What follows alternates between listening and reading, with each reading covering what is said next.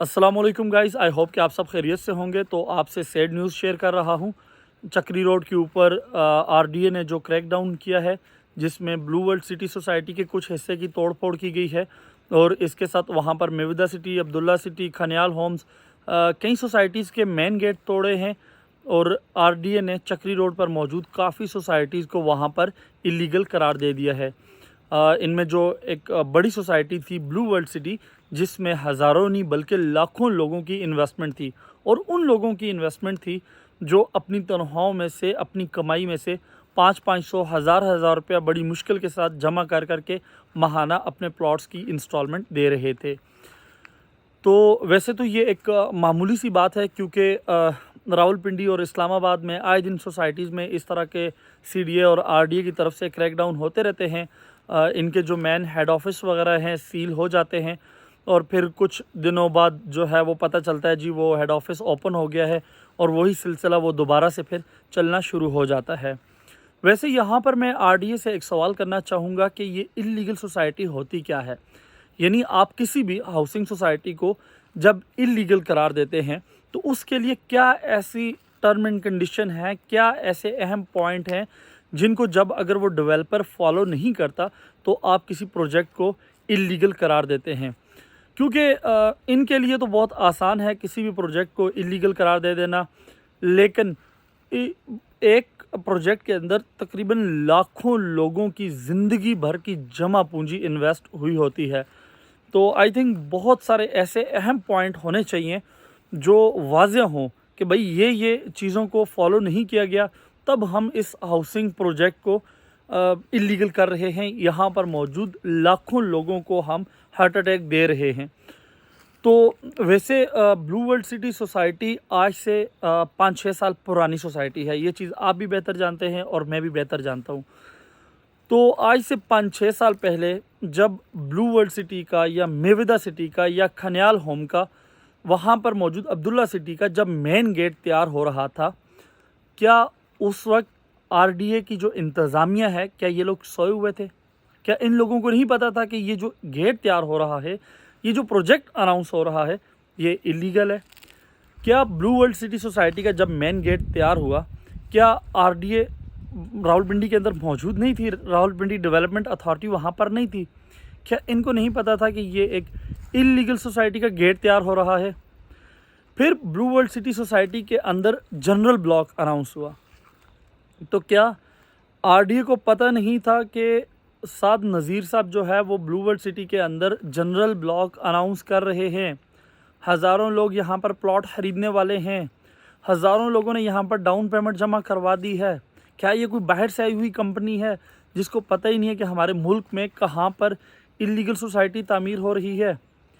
फिर उसके बाद यहाँ पर ओवरसीज़ ब्लॉक बिका, यहाँ पर 8 से 10 ब्लॉक जो है वो अनाउंस हुए और फ़रोख्त हुए और लाखों लोगों ने यहाँ पर प्लॉट लिए। उस वक्त आरडीए ने क्यों नहीं कहा किसी सेक्टर का कि ये सेक्टर इलीगल है, इसे फ़रोख्त ना किया जाए? इलीगल के भी कुछ टर्म एंड कंडीशंस होती हैं कि अगर सोसाइटी के पास ये ज़मीन नहीं है और सोसाइटी इसके ऊपर कोई प्लॉट फ़रोख्त कर रही है, तो देन वो सोसाइटी, वो एरिया इलीगल हो सकता है। अगर कोई सोसाइटी जो अपना लेआउट प्लान शो करती है और वो उसको फॉलो करके वो सोसाइटी को डेवलप नहीं करते, देन वो सोसाइटी इलीगल हो सकती है। कई वजूहात हो सकती हैं। तो चूँकि ये जो एरिया डेवलप्ड हुआ है ब्लू वर्ल्ड सिटी का, ये तो पिछले 4-5 साल में हुआ है। ये तो आरडीए के सामने डेवलप्ड हुआ है। तो अब अगर किसी सेक्टर में, किसी एरिया में इलीगल एक्टिविटीज़ हो रही हैं, यानी लेआउट प्लान को फॉलो नहीं किया जा रहा, या कोई अगर ज़मीन बीच में सोसाइटी के पास नहीं है, तो सिर्फ उस ज़मीन के उस हिस्से को इलीगल करार दिया जाए, ना कि पूरी सोसाइटी को इलीगल करार दिया जाए। क्योंकि लाखों लोगों की इन्वेस्टमेंट होती है, लोग डिसहार्ट होते हैं। पहले ही पाकिस्तान के अंदर जो है वो झूठ, फ्रॉड, करप्शन, 2 नंबरियाँ यानी अरूज पर हैं। इस वक्त किसी भी मुल्क के अंदर जितने भी डिफ़ाल्टर काम हो सकते हैं वो सब पाकिस्तान में हो रहे हैं, और ऊपर से लोगों को अगर इस तरह से डिसहार्ट किया जाए, हालांकि मेरे अपने नाम पे ब्लू वर्ल्ड में कोई प्लॉट नहीं है और ना ही ब्लू वर्ल्ड की सोसाइटी इंतज़ामिया के साथ मेरे कोई ऐसा कोई ताल्लुकात हैं, ना मैं कोई ब्लू वर्ल्ड सिटी को यहाँ पर फेवर दूंगा, ना मैं मेवदा सिटी को फेवर दूंगा, ना ही हमारा उनके साथ कुछ ऐसा ताल्लुक है। लेकिन ये चीज़ काफ़ी ज़्यादा हो चुकी है और ये बार बार रिपीट की जा रही है। जैसा कि अभी रावलपिंडी के अंदर गौरी टाउन सोसाइटी है, अब उस सोसाइटी के अंदर तकरीबन 2 लाख घर तामीर हो चुके हैं, लाखों फैमिलीज़ वहाँ पर रिहाइश पजीर हैं। अब कहीं किसी एरिया में वहाँ पर अब जाकर जो है वो CDA लाइट नहीं दे रहा, बिजली नहीं दे रहा। बिजली क्यों नहीं है जी भाई? इलीगल। और भाई जब इतने लाखों लोग यहाँ पर आबाद हो रहे थे तब CDA क्या कर रहा था? यानी फिर इसमें गलती किसकी हुई? इसमें गलती CDA या RDA की हुई ना भैया। तो गलती RDA या CDA की हुई ना कि एक एरिया में अब एक प्रोजेक्ट अनाउंस होता है, वो लाखों लोगों पर फ़रोख्त हो जाता है, लाखों लोग जब उसमें इन्वेस्ट कर देते हैं, फिर 5 साल बाद उठ के आता है जी RDA जी कहता है जी ये प्रोजेक्ट इलीगल है, CDA आता है कहता है जी ये प्रोजेक्ट इलीगल है।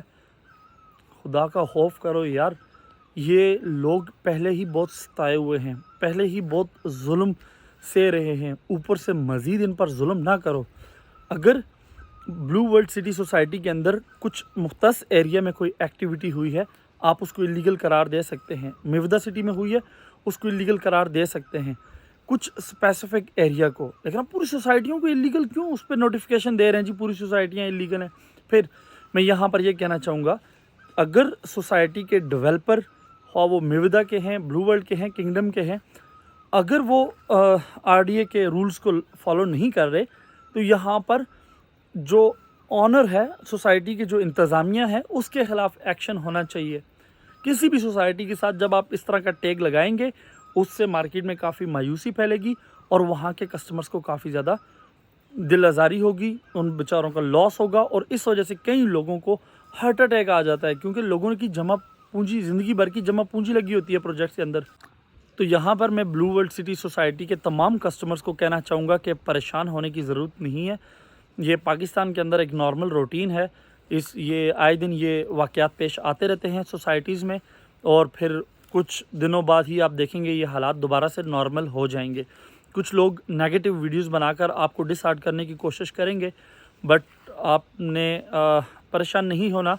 ये सोसाइटी इंतज़ामिया और गवर्नमेंट का मामला है और आई होप कि जल्दी ही ये मामला सॉल्व करके ब्लू वर्ल्ड सिटी सोसाइटी के ऊपर से ये इलीगल का टैग जो है वो ख़त्म कर दिया जाएगा इंशाल्लाह। मैंने इन तमाम मामलात पर काफ़ी रिसर्च करने के बाद ये वीडियो बनाई थी कि पाकिस्तान के अंदर किसी भी डेवलपर को अनलोकेटेड फाइल्स अनाउंस करना अलाउ नहीं होना चाहिए, क्योंकि अनलोकेटेड फाइल पे ना तो आपका प्लॉट नंबर होता है, ना गली नंबर होता है और ना ही आपको सेक्टर का पता होता है। बाद में पता चलता है जी सोसाइटी इंतज़ामिया के पास 100 कनाल ज़मीन है और इन्होंने 70 से 80 हज़ार कनाल ज़मीन की फ़ाइलें फ़रोख्त की हुई हैं। फिर कुछ फ़ाइलें बैलेटिंग में शामिल हो जाती हैं, कुछ बेचारे नंबरों के लिए भागते रहते हैं और तब तक जो है वो डेवलपर आपसे सारी इंस्टॉलमेंट इकट्ठी करके सारा पैसा इकट्ठा कर लेता है और जब आप बैलेटिंग का इंतज़ार कर रहे होते हैं, बैलेटिंग होने के बाद जो है वो डेवलपर गायब हो चुका होता है। डेवलपमेंट जो है वो पोजेशन, वो बाद की बातें रह जाती हैं। तो इसलिए पाकिस्तान के अंदर CDA और RDA को काफ़ी एक्टिव होने की ज़रूरत है। कोई भी डेवलपर जब कोई प्रोजेक्ट अनाउंस करे, पहले वो डेवलपर उसका LOP बनाए, LOP अप्रूव करवाए, उसके बाद प्लॉट नंबर, गली नंबर को मार्केट के अंदर फ़रोख्त किया जाए। क्योंकि कौन सा ये प्लॉट डेवलपर फ्री में फ़रोख्त करते हैं? 5 मरले का प्लॉट भी 50-50 लाख, 20-20 लाख रुपए का फ़रोख्त करते हैं। तो उसमें कम से कम कस्टमर को प्लॉट नंबर और गली नंबर तो मिलना चाहिए। यानी अनलोकेटेड फाइल्स आप दे रहे हैं और आप बदले में जो है वो कस्टमर से लाखों रुपए रिसीव कर रहे हैं, किस चीज़ के? तो ये सारी चीज़ें जो है इस पर RDA और CDA को एक्टिव होना चाहिए और फिर मुकम्मल एक्टिव रहना चाहिए। अब ये अगर सोसाइटीज़ बैन हो जाती हैं उसके बाद फिर RDA और CDA का पता ही नहीं है, फिर 5 साल बाद आते हैं, फिर यहाँ पर 5 प्रोजेक्ट और बनने होते हैं और उनको इलीगल का टैग लगा के चले जाते हैं। ये जुल्म है, ये सही नहीं है। तो इसके लिए RDA और CDA को भी अपने प्लान में कुछ तब्दीलियाँ करने की ज़रूरत है।